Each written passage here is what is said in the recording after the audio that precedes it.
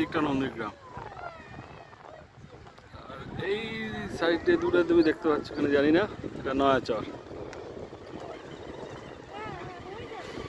ওই দিকটা হলো হুগলি নদী দিকটা, ওই দিক দিয়ে সোজা এসে ওদিকে বঙ্গোপসাগর দিয়ে গেছে। আর এটা হলো হলদি নদী।